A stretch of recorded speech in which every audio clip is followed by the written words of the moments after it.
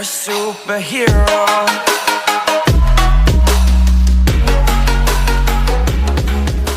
Tumingin ang First Prince kay Rayang at sinabi nitong may mga hindi magandang balita daw siyang narinig tungkol dito. Ayon sa mga tsismis, balak daw ni Rayang na isakripisyo ang kanyang bunsong kapatid bilang kasangkapan sa pakikipaglaban para sa kapangyarihan.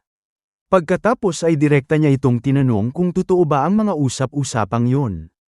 Sumagot naman si Rayang at sinabi niyang may mga pagkakataon daw na mas mapanganib pa ang mga tsismis kaysa sa mismong katotohanan.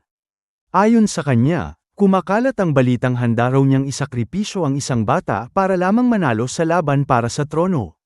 Dahil dito, napaisip siya kung bakit may mga taong sadyang nagpapakalat ng ganoong uri ng tsismis.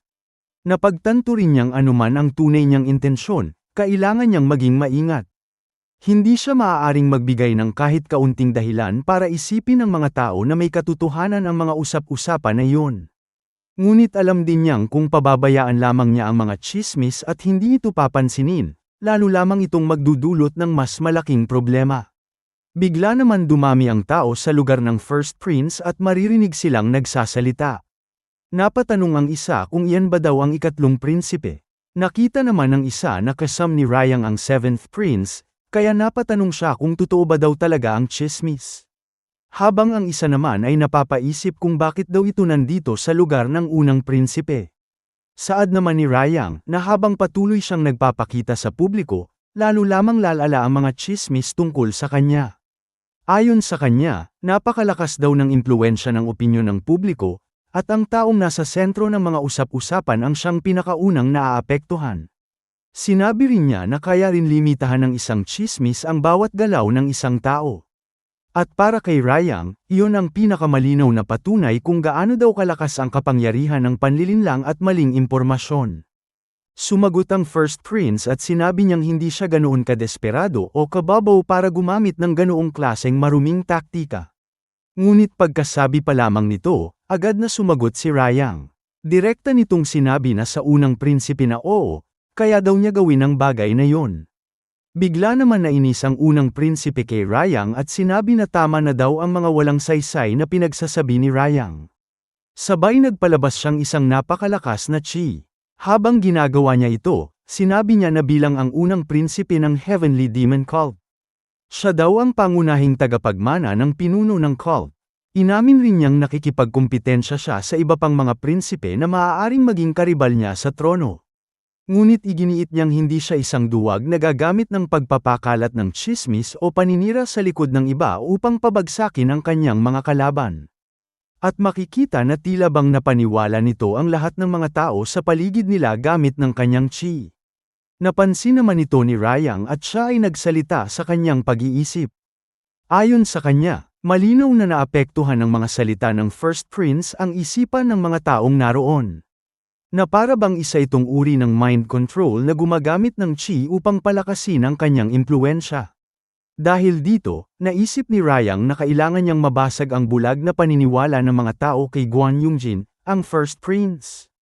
Gayunpaman, aminado siyang hindi niya alam kung posible ba itong gawin gamit ang demonic arts, ngunit determinado siyang subukan. Huminga ng malalim si Rayang. Napansin naman ito ng unang prinsipe at napaisip siya kung ano ang binabalak gawin ni Rayang. At walang kaano-ano ay sumigaw si Rayang ng napakalakas at nagpapalabas ng kanyang napakalakas na chi na siyang bumalat din sa buong paligid. Pero hindi naman nabahala dito ang unang prinsipe kahit na makikita natin na ang kanyang mga gwardya ay parang napapaatras sa sobrang lakas ng pressure. Pagkatapos, bigla naman natauhan ang lahat ng mga tao sa paligid nila at bumalik na sa normal. Sabi pa ni Rayang, hindi daw niya alam kung paano nagawang mapasunod ng First Prince ang mga Demon Warrior. Ngunit iginiit niyang hindi na ito uubra kung susubukan nitong gawin muli. Idinagdag pa niya na hindi naman mga mangmang ang mga taong naroon, kaya hindi sila basta-basta magpapalinlang sa pangalawang pagkakataon. Pagkatapos makita ang ginawa ni Rayang, nakilala naman kaagad ng unang prinsipe kung anong teknik ang ginamit nito. Sabi niya sa kanyang isipan, ito daw ang The Shaolin Lion's Roar. At siya ay napapaisip kung paano daw ito alam ni Rayang. Agad naman siyang tumalikod at sinabihan si Rayang na pumasok sa loob at sundan siya. Kinuha naman ni Rayang ang 7th princess na si Yomin at nagsalita. Sinabi niya na wala daw siyang balak tumuntong sa tirahan ng first prince. Dahil baka mawalan pa siya ng buhay kung ang first prince nga daw ang nasa likod ng walang basehan na tsismis na ipinapakalat laban sa kanya. Dahil dito, sinabi niyang hindi na nila ipagpapatuloy ang usapang ito sa lugar na ito. Sabay buhat kay Yomin at sinabi na sa halip daw ay magkikita na lamang sila sa Jamiru. Pagkatapos ng kaganapan na iyo ay umalis na sila ni Rayang. Habang naglalakad ay tinawag ni Yomin si Rayang at nagsalita. Sinabi nitong hindi siya makapaniwalang may mga taong naniniwalang sasaktan siya ni Rayang. Ayon kay Yomin, hinding-hindi daw magagawa iyon ni Rayang ang ganoong klaseng bagay. Lumingon si Rayang sa kanya at sinabing tama daw ang sinabi niya. Ngunit inamin din niyang marami pa ring tao ang nalinlang at naniniwala sa mga kumakalat na tsismis. Maya-maya ay sinabi ni Yomin na may gusto daw siya sa nang itanong. Tinanong naman siya ni Rayang kung ano yun. Doon ay direkta siyang tinanong ni Yomin kung bakit ba daw gusto niyang maging susunod na pinuno ng Heavenly Demon Cult. Nang marinig yun ng kanyang tagapangalaga, agad nitong sinaway si Princess Yomin. Sinabi nitong hindi daw maganda ang magtanong ng personal na tanong kagaya niyan. Napahinto si Rayang sa kanyang paglalakad at lumapit kay Yomin. Pagkatapos ay sinabi niyang mayroon siyang layuning kailangan niyang makamit, anuman ang mangyari. Nang marinig yon, nagtanong si Yomin kung ano ba ang layuning yon. Ngunit sumagot si Rayang na baka masyado pa itong mabigat o nakakatakot para sa edad ni Yomin. Gayunpaman, sinabi niyang para matupad ang kanyang pangarap, kailangan niyang maging susunod na pinuno ng Heavenly Demon Cult. Pagkarinig nito, tumango si Yomin na parang naiintindihan niya ang gustong makamit ni Rayang. Kaya sinabi niya na kung ganoon daw ang sitwasyon, ayaw na niyang maging susunod na tagapagmana ng trono. Nagulat ang first prince nang marinig ang sinabi ni Yomin. Ngunit mas nabigla ang kanyang tagapangalaga na si Sadang. Agad nitong pinagsabihan si Yomin at sinabing bilang isa sa mga pangunahing estudyante ng kanilang master. Hindi niya dapat sabihin ang ganoong kainang mga salita. Idinagdag pa ni Sadang na matapos ang lahat ng kabutihang ipinakita sa kanya ng kanilang master, nararapat lamang na ibigay niya ang kanyang buong makakaya upang maging susunod na tagapagmana. Ngunit agad namang sumagot si Yomin. Tinanong niya si Sadang kung hindi ba't isa rin sa mga estudyante ng kanilang master ang third prince, si Rayang. Natigilan si Sadang at inaming tama nga yun, ngunit hindi na niya naituloy ang sasabihin. Bigla kasi siyang pinutol ni Rayang. Tumingin si Rayang kay Yomin at direkta siyang tinanong kung gusto ba talaga nitong maging susunod na pinuno ng Heavenly Demon Cult. Agad namang sumagot si Yomin na oo. Muli siyang tinanong ni Rayang kung bakit sinabi nitong handa na siyang isuko ang pagkakataong yon. Tinanong pa niya kung dahil ba sinabi niyang siya ang gustong maging susunod na tagapagmana. Tahimik na tumango si Yomin. Sinabi niyang bahagi yon ng dahilan.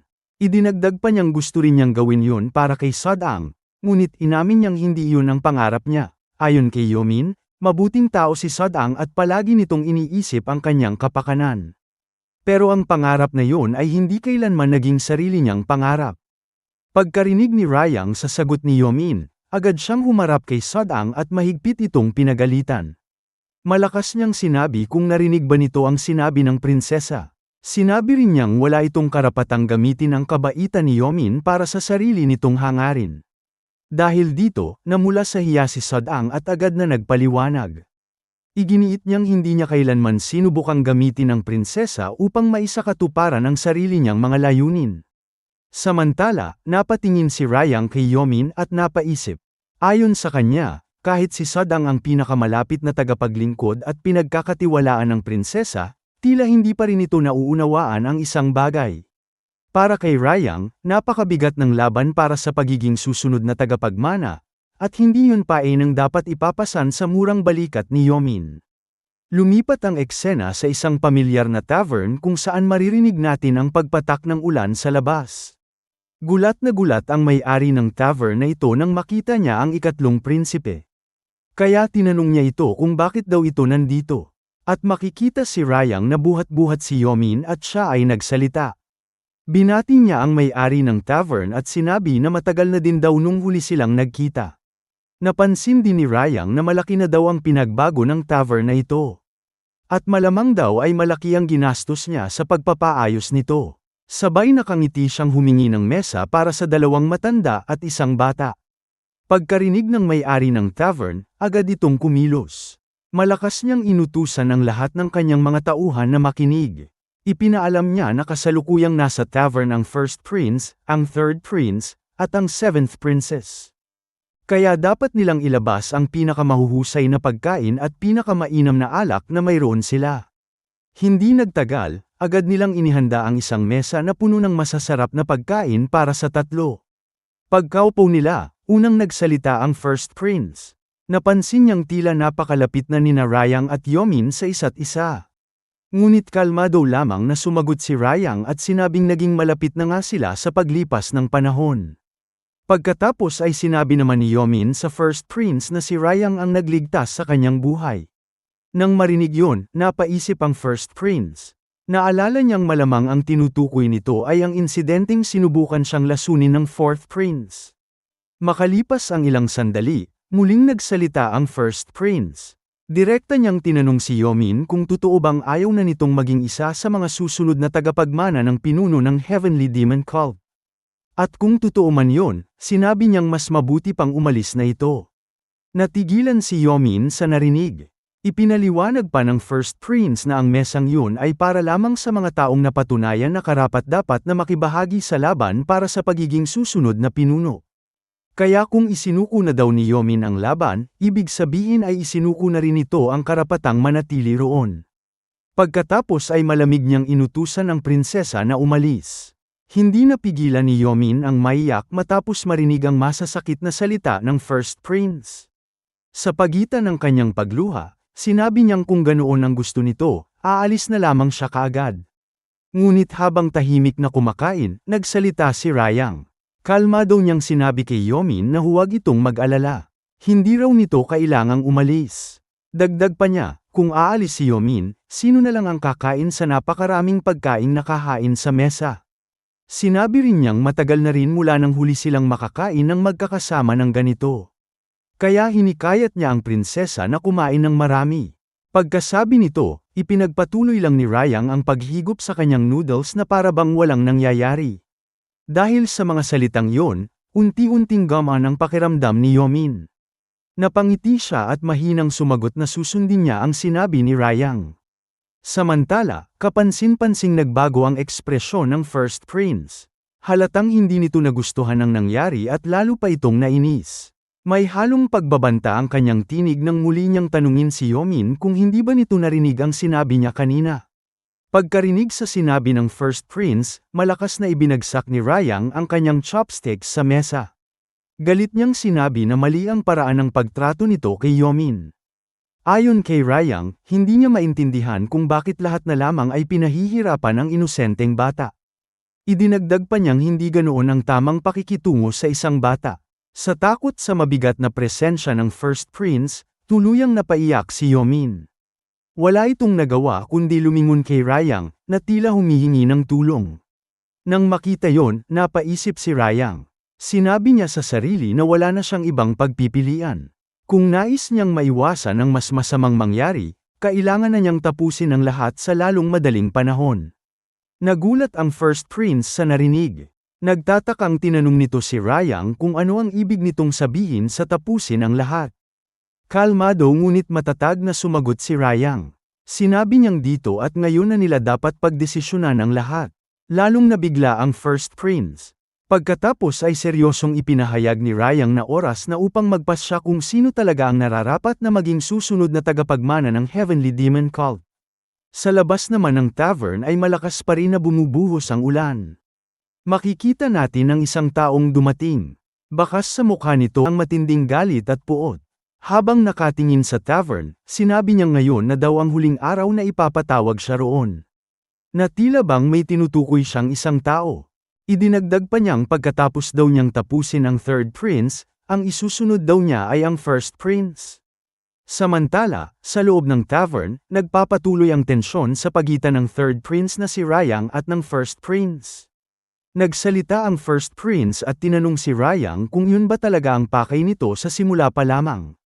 ang pagdesisyonan kung sino ang magiging susunod na tagapagmana. Kalmado namang sumagot si Rayang. Ayon sa kanya, wala na silang ibang dapat pag-usapan kundi ang bagay na iyon. Pagkatapos ay binalika niya ang una nilang pagkikita sa labas ng Palace of the Demon God. Naalala niyang sinabi ng First Prince sa kanya na ipinahanda nito ang buong tavern para lamang makipag-inuman at makipag-usap sa kanya. Ngunit para kay Rayang, alam niyang ang tunay na layunin nito noon ay ang patayin siya. Idinagdag pa niyang hindi niya alam kung ano ang ginawa ng First Prince sa lugar na ito, pero malinaw na kumpiyansa itong kaya siyang patayin kahit alam nito na siya ay naging isang Supreme Demon na. Inamin din ni Rayang na alam niyang malakas ang First Prince at kumpiyansa ito sa kanyang mga kakayahan. Gayunpaman, alam din niyang sapat itong matalino upang maunawaan na sa bawat laban ay laging may posibilidad na may mangyaring hindi inaasahan. Kaya tinanong niya ang First Prince kung bakit parang sigurado ito na mananalo siya laban sa kanya. Pagkatapos ay ipinaalala ni Rayang na kasunod ng insidenteng iyon ay bigla na lamang kumalat ang mga tsismis na balak daw niyang esakripisyo si Yomin sa laban para sa pagiging susunod na tagapagmana. Saad pa niya na maaaring hindi daw mismo ang First Prince ang may kagagawan nito. Posible ring ang mga tagasunod nito ang kusang gumawa ng hakbang dahil sa sobrang katapatan nila sa kanya. O kaya naman ay may ibang taong nasa likod ng lahat ng ito. Ngunit para kay Rayang, may isang bagay na talagang hindi tama. Kung plano ngang sirain ang kanyang pangalan gamit ang tsismis, mas makatwiran daw na unti-unti itong ikalat habang hindi pa siya nakakabalik sa Demon Cult. At sa ganoong paraan daw ay mas natural itong kakalat at magiging mahirap matuntun kung sino ang tunay na may pakana. At mariing ibinagsak ni Rayang ang kanyang mangkok sa mesa. Pagkatapos ay seryoso niyang sinabi na malinaw na may isang tao sa likod ng lahat ng tsismis na yun. At higit sa lahat, alam ng taong yun kung paano daw siya magre-react. Alam daw nitong haharapin niya kaagad ang First Prince para alamin ang katotohanan. Tumugon ang First Prince at sinabi niyang napakatalas daw talaga ng pag-iisip ni Rayang. Inamin niyang alam na niyang haharapin siya ni Rayang sa oras na marinig nito ang mga kumakalat na tsismis. Gayunpaman, hindi niya inaasahang magsasama pa ito ng napakaraming tao. Ayon sa First Prince, ayos lang sana yon dahil nakaplano na siyang kumilos sa sandaling pumasok si Rayang sa kanyang teritoryo. Ngunit muli siyang nagulat, sa halip na pumunta sa kanyang tirahan, dinala siya ni Rayang sa tavern. Doon niya naisip na yun pala ang dahilan kung bakit nagsama ito ng maraming saksi. Samantala, makikita si Yomin na tahimik lamang na patuloy sa pagkain, na tila walang pakialam sa mainit na usapan ng dalawang prinsipe. Sumagot naman si Rayang at sinabing hindi naman talaga yun ang plano niya. Nagkaroon lamang siya ng masamang kutob sa takbo ng mga pangyayari kaya ganoon ang naging desisyon niya.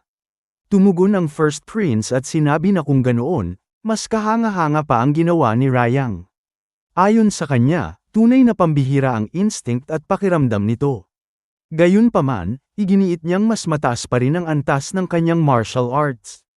Pero inamin din niyang kahit ganoon, hindi pa rin niya masasabi ng may kasiguraduhan kung sino ang mananalo kung maglalaban silang dalawa. Pagkarinig nito, napaisip si Rayang. Ayon sa kanya, kitang-kita sa kilos at pananalita ng First Prince na lubos itong nagtitiwala sa sarili nitong lakas. Hindi ito nagbabluff, sigurado talaga ito sa kakayahan nito. Makalipas ang ilang sandali, tinanong ng First Prince si Rayang kung ano ang tingin nito. Nagtaka naman si Rayang at tinanong kung ano ang ibig nitong sabihin. Doon ay direkta siyang tinanong ng First Prince sa tingin ba daw ni Rayang ay kaya siyang talunin nito pagdating sa one-on-one na laban. Napatigil naman si Yomin sa pagkain nang marinig niya ito at ramdam ang tensyon sa pagitan nilang dalawa. Sumagot si Rayang at sinabi niyang hindi niya ugali ang makipaglaban lamang kapag siguradong nasa kanya ang kalamangan. Napangiti ang First Prince at tinanong siya kung ang ibig ba nitong sabihin ay hindi pa tiyak ang magiging resulta ng laban. Ipinaliwanag ni Rayang na walang sino man ang makapagsasabi kung sino ang mananalo hanggat hindi pa natatapos ang laban. Ngunit sa halip na pag-isipan ang bawat posibleng mangyari, mas pinipili niyang magtiwala sa kanyang instinct. Muling nagsalita ang First Prince. Ayon sa kanya, iyon mismo ang gusto niyang malaman. Kung handa nga bang lumaban si Rayang. Idinagdag pa niyang hindi siya katulad nito. Hindi daw siya nagsisimula ng laban hanggat hindi siya sigurado na kaya niya itong ipanalo. Pagkarinig niyon, napailing si Rayang at tinawag niyang isang duwag ang First Prince. Ngunit kalmado lamang na sumagot ang First Prince. Sinabi niya na ang prinsipyo niya ay tiyaking nasa kanya na ang tagumpay bago pa man magsimula ang laban. Para sa kanya, ang pinakamainam na paraan ng pakikipaglaban ay ang lumaban lamang kapag alam mong mananalo ka. Dagdag pa niya, hindi uubra sa kanya ang ugali ni Rayang na basta na lamang sumusugod sa laban nang hindi muna sinisiguro ang tagumpay. Pagkatapos marinig ang paliwanag na yun, hindi napigilan ni Rayang ang mapangiti. May halong panunuya, sinabi niya na napakayabang daw magsalita ng First Prince para sa isang taong mas gustong gumamit ng mga lihim na pakana at man-ire sa likod ng ibang tao. At walang kaano-ano ay may naramdaman na isang chi si Rayang. Napatanong siya sa kanyang isipan na kung ano ba daw ang chi na ito. Ito daw ang unang beses niyang maramdaman ang chi na ito at papalapit na daw ito sa kanila. At sa ngayon daw ay nasa likod na ito ng pintuan na yun. At biglang bumukas ang pintuan at makikita ang isang tao na basa at tumutulo ang tubig mula sa kanyang katawan. Nakilala naman siya kaagad ni Yomin at tinawag siya nitong Big Brother. Nagsalita naman ang First Prince at sinabi na nandito na daw pala ang ikalawang prinsipe. Si Pyongguan pala ito ang ikalawang prinsipe. Sabi niya na ipinatawag daw siya dito ng unang prinsipe. At dito na natatapos ang chapter na ito. Salamat.